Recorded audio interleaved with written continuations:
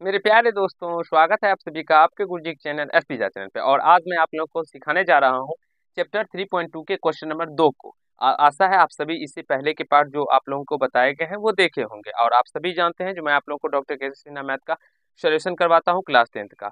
तो चलिए, क्वेश्चन में 2 में कहा गया है प्रतिस्थापन विधि से निम्नांकित रैखिक समीकरण युग्म के हल करें। और ऐसे प्रश्नों को हमें रैखिक समीकरण विधि से सॉरी प्रतिस्थापन विधि से कैसे हल करना है वो आपको मैं चुटकियों में सॉल्व करना सिखाता हूँ। देखिए सबसे पहले अगर इस तरह की आप लोगों को 2 इक्वेशन दिए रहे तो सबसे पहले से हम लोग फर्स्ट इक्वेशन मान लेंगे, इसे सेकंड इक्वेशन मान लेंगे। मेरे प्यारे दोस्तों, मेरे प्यारे भाइयों, इन प्रश्नों को सॉल्व करने का इसमें कुछ भी नहीं होता है, बस आप लोगों को थोड़ा सा समझना होता है। इसे हम लोग फर्स्ट इक्वेशन, इसे सेकंड इक्वेशन मान लेंगे। अब फर्स्ट सेकंड जब मान लेते हैं तो फिर यहाँ से समीकरण फर्स्ट इक्वेशन फर्स्ट से हम लोग लिखेंगे सॉल्व करने से, ठीक है ना। फर्स्ट को सॉल्व करेंगे तो यहाँ से x plus y equal to क्या है, ए माइनस बी, ठीक है। अब इसको चलिए हम कोष्ट में भी ले लेते हैं, ठीक है ना। और यहाँ से एक्स इक्वल टू क्या हो जाएगा, ए माइनस बी, और ये माइनस प्लस में इधर आने पर माइनस में वाई हो जाएगा। और ये ऐसा हो गया। अब लिखेंगे एक्स का मान समीकरण सेकेंड में रखने पर। मेरे प्यारे दोस्तों, मेरे प्यारे भाइयों, मेरे प्यारे मित्रों, थोड़ा सा आप लोग समझने का प्रयास कीजिएगा। मैंने कुछ भी नहीं किया, इसे हम लोग फर्स्ट इक्वेशन मान लिए और इसे सेकेंड इक्वेशन मान लीजिए। और आप लोग क्या करते हैं तो ऐसे प्रश्नों को देख के डर जाते हैं। आप लोग को बिल्कुल भी डरना नहीं है। सारे प्रश्नों को मेरे प्यारे दोस्तों, जब तक आप लोग प्रश्नों से लड़ेंगे नहीं तब तक आप लोग प्रश्नों को सीख नहीं पाएंगे। तो आप लोग को लड़ना है सारे प्रश्नों को अच्छे तरीके से।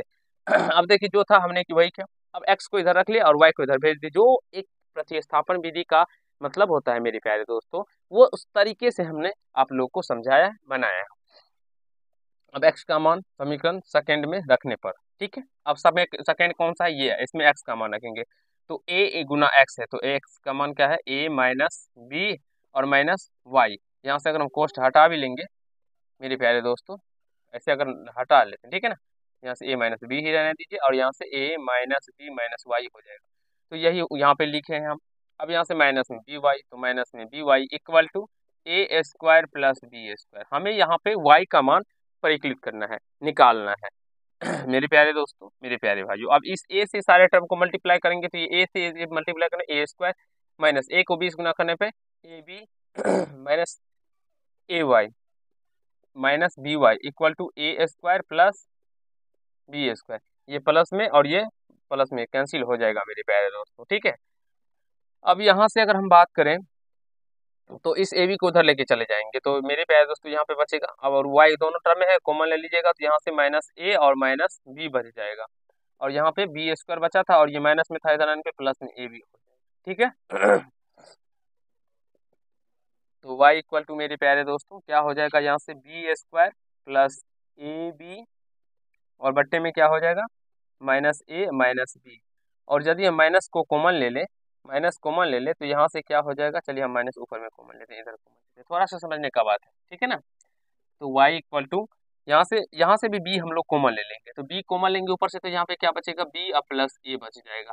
कैसे बचेगा मेरे प्यारे भाइयों, तो b दोनों टर्म में है तो b कॉमन लेने पे स्क्वायर है तो यहाँ पे b बचेगा, यहाँ पे a बच जाएगा। उसी प्रकार से यहाँ पे भी माइनस दोनों है तो माइनस कॉमन लीजिएगा तो यहाँ से a और प्लस b हो जाएगा और ये दोनों टर्म कट जाएगा और माइनस ऊपर चला जाएगा तो y का मान माइनस b निकल के आ जाएगा। आई होप आप सभी यहाँ तक समझ गए होंगे जो हमने कैसे इस तरह से y का मान निकाला है, ठीक है। अब y का मान, अब y का मान x में रखते हैं क्योंकि x इक्वल टू क्या है, a minus b minus y है। तो x equal to a minus b और माइनस वाई, वाई का मान कितना, माइनस बी, ठीक है। तो x equal to a minus b और माइनस माइनस प्लस बी, ये कैंसिल हो जाएगा, x इक्वल टू a निकल के आ जाएगा। अतः x इक्वल टू a और y का मान मेरे प्यारे भाइयों माइनस बी निकल के आ गया। आई होप आप सभी को समझ में आ गया होगा जो ऐसे प्रश्नों को हम लोग कैसे सॉल्व करते हैं। हम चाहते तो इसको मेरे प्यारे दोस्तों समीकरण 3 भी मान सकते थे और यहाँ पे लिखना होगा फिर जो समीकरण 3 में x का मान रखने पर, वैसे भी बना सकते हैं और ऐसे भी बना सकते हैं। आप लोग को जो तरीका अच्छा लगे उस तरीके से बनाइए।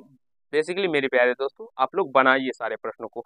जब तक आप लोग खुद से ट्राई नहीं कीजिएगा आप लोग नहीं सीख पाइएगा। और आपके गुरुजी का एक ही मोटिव रहता है, आप हमारे बच्चे जितने भी हैं, मेरे मित्रों जितने भी आप सभी हैं, मेरा एक ही उद्देश्य रहता है जो आप सभी को सारे प्रश्नों को सिखाना।